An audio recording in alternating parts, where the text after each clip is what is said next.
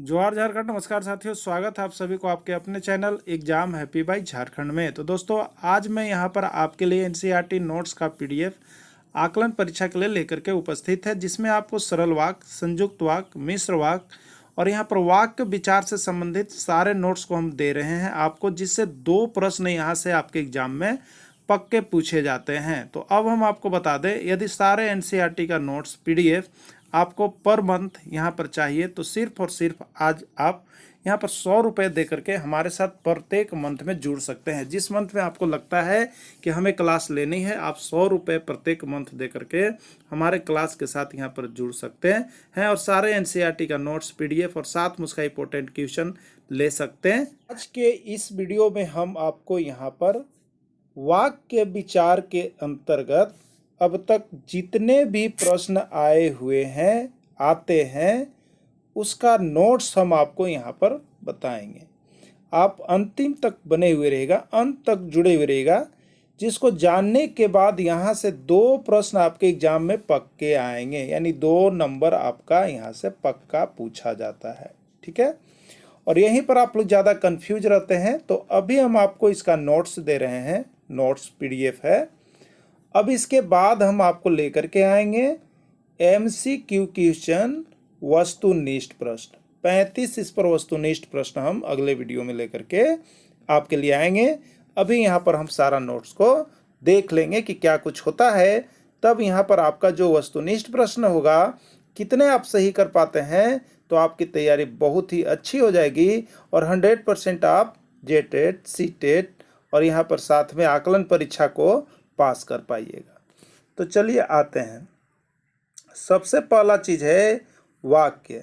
ठीक है, 2 या 2 से अधिक शब्दों के सार्थक समूह को वाक्य कहते हैं। ठीक है, यानी शब्दों के समूह को वाक्य कहते हैं। अगर ऐसे पूछा जाए तो हम लिखेंगे शब्दों के समूह को वाक्य कहते हैं जिसका अर्थ निकलता हो, जिसका अर्थ निकलता हो। ठीक है, जैसे हमने लिखा राम, राम लिख दिया, घर चाहता है, लिखा हमने। ये शब्दों का समूह है, 1 शब्द, 2 शब्द, 3 शब्द, 4 शब्द। तो ये शब्दों का समूह को हम लोग कह लेंगे यहाँ पर क्या चीज, वाक्य कहेंगे। ठीक है, शब्दों के समूह को वाक्य कहेंगे। एक चीज और, अब देखिएगा, वाक्य के भाग ना, वाक्य के भाग यानी पार्ट्स ऑफ सेंटेंस, वाक्य के भाग।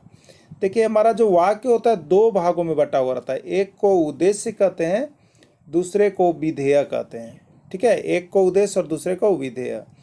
ये अभी तक उद्देश्य और विधेय को अलग करने के लिए 10, 101, 111 बार आया है प्रश्न। इसमें कौन उद्देश्य, एक वाक्य दे देता है, अब पूछता है कि इसमें उद्देश्य कौन है और विधेय कौन है, तो इसको आप जान जाइएगा। चलिए देखते हैं आगे।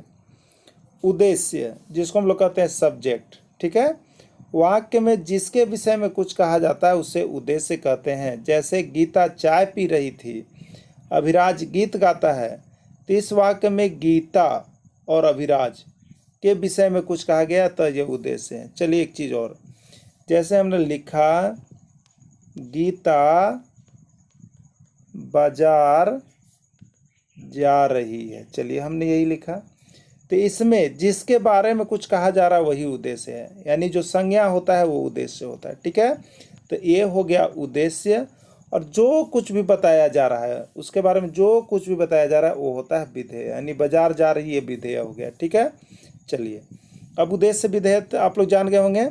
विनीत दूध पी रहा है, लड़के क्रिकेट खेल रहे हैं, तो विनीत यहाँ पर उद्देश्य हो गया, और दूध पी रहा ये क्या हो गया, प्रीडिकेट हो गया, विधेय हो गया। लड़के यहाँ पर क्या हो गए, क्रिकेट खेलते हैं, ये विधेय हो गया, और लड़के यहाँ पर उद्देश्य हो गए। तो ये उद्देश्य और विधेय को आप लोग जरूर चुन लीजिएगा। एक प्रश्न आपके लिए रहेगा, आप हमको बताइएगा ना, वह पत्र लिखा है, इसमें उद्देश्य कौन है और विधेय कौन है, आपको बताना है, कमेंट करना है। ठीक है, चलिए आगे। अब वाक्य के भेद को आप देख लीजिएगा, बहुत अच्छा चीज़ है। वाक्य के भेद, काइंड्स ऑफ सेंटेंस। वाक्य को 2 आधार पर किया गया है, एक रचना के आधार पर और एक अर्थ के आधार पर। ठीक है, रचना के आधार पर वाक्य के 3 भेद होते हैं, सरल वाक्य, संयुक्त वाक्य और मिश्रित वाक्य। यहीं से सारे प्रश्न आपके ग्रामर में 2 को निकल के आते हैं, सरल वाक्य, संयुक्त वाक्य और मिश्र वाक्य। आपको वाक्य पहचानने के लिए आता ही आता है, 100% इसको श्योर कर लीजिएगा, 100%। ठीक है, अब देखिए सरल वाक्य, सिंपल सेंटेंस। जिन वाक्य में केवल एक ही उद्देश्य और एक ही विधेय होता है उसे सरल वाक्य कहते हैं। यानी सीधा सीधी बात समझ जाना है कि जो केवल एक वाक्य हो, एक ही वाक्य वाले जितने शब्द हो उसको हम लोग सरल वाक्य कहेंगे। ठीक है, एक वाक्य वाले शब्द को सरल वाक्य कहेंगे। जैसे आप देख रहे हैं यहाँ पर, लड़के नदी में नहा रहे हैं, बादल गरज रहे हैं, ये एक वाक्य, ये पूरा एक वाक्य हुआ, ये भी पूरा एक वाक्य हुआ। राम खेलता है, हमने लिखा कि राम खेलता है, ये भी पूरा एक वाक्य हुआ, एक वाक्य हुआ। इसमें और जुटेगा तो दूसरा वाक्य होगा। तो सिंपल भाषा में सरल वाक्य यानी सिंगल वाक्य वाले सब, सिंगल वाक्य को हम लोग सरल वाक्य कहते हैं। ठीक है, चलिए अब संयुक्त वाक्य। जिन वाक्य में दो से अधिक सरल वाक्य समुच्चयबोधक के द्वारा जुड़े होते हैं उन्हें संयुक्त वाक्य कहते हैं। यानी 2 गो वाक्य रहता है और समुच्चयबोधक यानी और, इसलिए, पर, लेकिन, परंतु से जुड़ा हुआ रहेगा तो उसको हम लोग यहाँ पर संयुक्त वाक्य कहेंगे। जैसे राम पीता है, राम पीता है एक वाक्य हो गया ना, और हम खाते हैं। चलिए ये हो गया, इसको देखिए तो ये एक वाक्य है और ये दूसरा वाक्य है। अब बीच में ये जो जोड़ा हुआ है समुच्चय बोधक की तरफ से जुड़ा हुआ है, तो जिसमें 2 वाक्य एक साथ हो और समुच्चय बोधक के द्वारा जुड़े हुए हो तो उसको हम लोग संयुक्त वाक्य कहते हैं। चलिए अगला, मिश्रित वाक्य।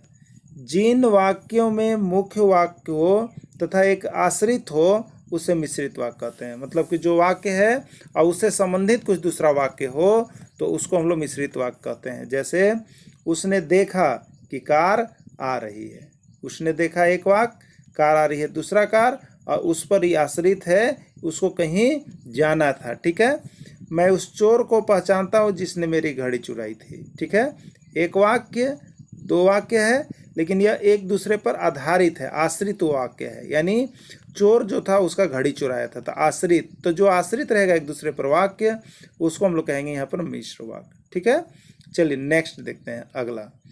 अब अर्थ के आधार पर शब्द के वाक्य के कितने भेद होते हैं? 8 भेद होते हैं। विधानवाचक, निषेधवाचक, प्रश्नवाचक, संकेतवाचक, आज्ञावाचक, इच्छावाचक, संदेहवाचक और विस्मयवाचक। अब पूछेगा इससे प्रश्न किस प्रकार का आता है, तो आपको यहाँ पर वाक्य दे देगा, पूछेगा इसमें कौन जो है प्रश्नवाचक वाक्य है, 4 को ऑप्शन नीचे देगा, आपको चुनना है। ठीक है, तो इसी तरह से इसका प्रश्न आता है और आपको अभी MCQ भी इसके बाद वाला वीडियो में मिलेगा। तो देखिए यहाँ पर विधानवाचक वाक्य क्या है? जिन वाक्य में किसी कार्य करने का बोध होता है उसे विधानवाच्य कहते हैं। ठीक है, असर्टिव सेंटेंस कहते हैं जिसमें कुछ बताया जाता है केवल, जैसे राम खेल रहा है, श्याम पढ़ रहा है, वे मंदिर जा रहे हैं, ये असर्टिव सेंटेंस है या विधानवाचक वाक्य इसको हम लोग कहते हैं। निषेधवाचक वाक्य जिसको हम लोग निगेटिव सेंटेंस कहेंगे। जिन वाक्यों में किसी कार्य के न करने का बोध होता है उसे निषेधवाचक वाक्य कहते हैं। जिन वाक्यों में किसी कार्य के नहीं करने का बोध होता है उससे हम लोग क्या कहते हैं? निषेधवाचक वाक्य कहते हैं। ठीक है, तो चलिए क्या है निषेधवाचक में? देखिए, यह एक फूल नहीं है, हमने चाय नहीं पी है, यह सभी में देखिए नहीं लगा हुआ है। तो जितना वाक्य में नहीं लगा जाएगा ना वो आपका निगेटिव होगा और निषेधवाचक वाक्य कहेंगे। राम नहीं पढ़ा है, राम नहीं पढ़ता है, देखिए नहीं आ गया ना, तो ये निषेधवाचक वाक्य हो गया। ठीक है, चलिए प्रश्नवाचक वाक्य इंट्रोगेटिव सेंटेंस। जिन वाक्यों में प्रश्न पूछे जाने का बोध हो उन्हें प्रश्नवाचक वाक्य कहते हैं। और उसके वाक्य के अंत में देखिए ये हंसुआ छाप चिन्ह लगा हुआ रहता है, ये हंसुआ छाप चिन्ह, ये चिन्ह जिस वाक्य में लगा हुआ है वो आपका प्रश्नवाचक वाक्य है। ठीक है, ये जिसमें लग गया वो प्रश्नवाचक वाक्य हो गया। जैसे आप देखिए आपके पिताजी कहाँ काम करते हैं, देखिए लास्ट में चिन्ह लगा हुआ है हंसुआ छाप, वह क्या लिखती है, लास्ट में लगा हुआ हंसुआ छाप। तो ऐसा जो रहेगा उसको हम लोग प्रश्नवाचक वाक्य कहेंगे। चलिए आगे देखते हैं। संकेतवाचक वाक्य, जिन वाक्यों में एक कार्य दूसरे कार्य पर निर्भर करता है उन्हें संकेतवाचक कहते हैं। यदि तुम मेहनत करोगे तो सफलता अवश्य मिलेगी। यानी सफलता किस पर निर्भर कर रही है? आप पर निर्भर कर रही है, तुम पर निर्भर कर रही है। तो यदि एक कार्य दूसरे कार्य को संबोधित करता है, संकेत करता है, तो उसको हम लोग संकेतवाचक कहते हैं। अगला है आज्ञावाचक वाक्य, इम्परेटिव सेंटेंस। जिन वाक्यों में आज्ञा, आदेश या प्रार्थना का बोध होता है उसको आज्ञावाचक वाक्य कहते हैं। जैसे कृपया शांत हो जाइए, यहाँ से निकल जाओ, इससे क्या हो रहा है? ऑर्डर। क्या हो रहा है? ऑर्डर ना। तो जिसमें ऑर्डर हो, आदेश हो, उसको हम लोग यहाँ पर आज्ञावाचक वाक्य कहेंगे। अगला है इच्छावाचक वाक्य। जिन वाक्यों से आशीर्वाद, इच्छा, शुभ कामना इत्यादि का बोध होता है उन्हें इच्छावाचक वाक्य कहते हैं। जैसे ईश्वर आपका कल्याण करे, अब हमें सो जाना चाहिए, ये सब क्या हो रहा है? इच्छा जताया जा रहा है। क्या जताया जा रहा है? इच्छा। तो जिसमें इच्छा जताया जाता है उसको हम लोग इच्छा वाक्य के अंतर्गत रखते हैं। संदेहवाचक वाक्य, जिन वाक्यों में किसी कार्य के होने या न होने में संदेह होता है उसको लोग संदेहवाचक वाक्य कहते हैं। जैसे यहाँ पर आप देखेंगे, शायद आज वर्षा बंद नहीं होगी, संदेह के घेरे में है। शायद आज वह नहीं आएगा, शायद आज हम पिटाएंगे, शायद आज हमको बुखार लग जाएगा, ये सब संदेह का घेरा है। ठीक है, ये सब संदेहवाचक वाक्य इसको हम लोग कहते हैं।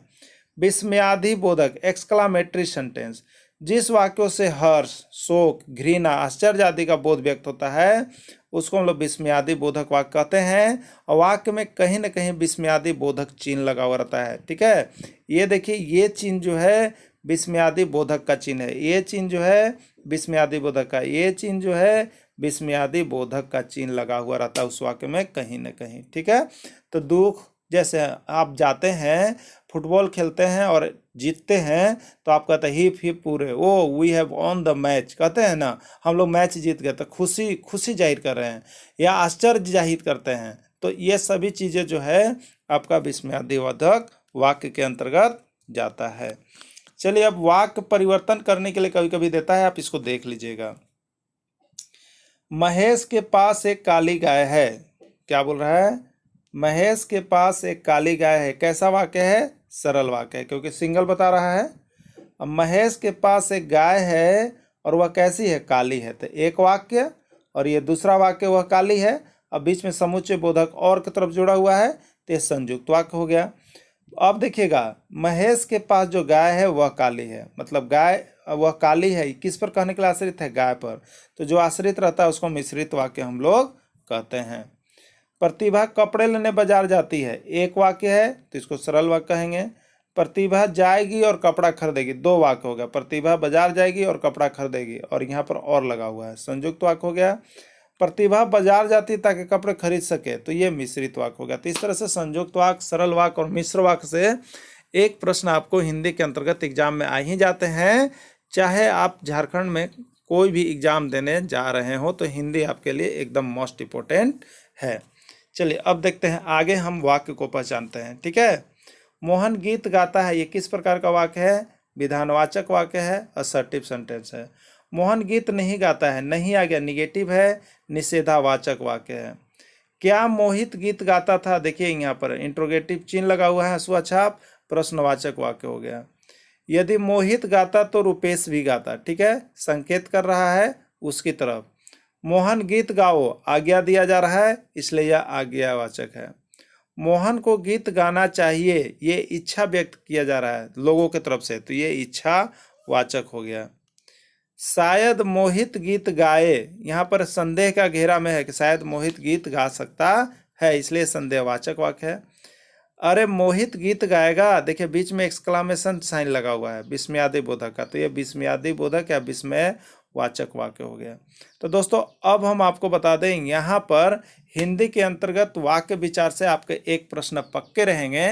तो अब टोटल एनसीईआरटी का नोट्स, पीडीएफ और एमसीक्यू क्वेश्चन देखना चाहते हैं और आप किसी भी एग्जाम में अच्छे मार्क्स लाना चाहते हैं सभी सब्जेक्ट में, तो सिर्फ और सिर्फ 200 रुपये मंथली जुड़ करके हमारे साथ सारा नोट्स, पीडीएफ और वीडियो आप ले सकते हैं। वीडियो के अंत तक जुड़े रहे, इसके लिए आप सभी को बहुत बहुत धन्यवाद।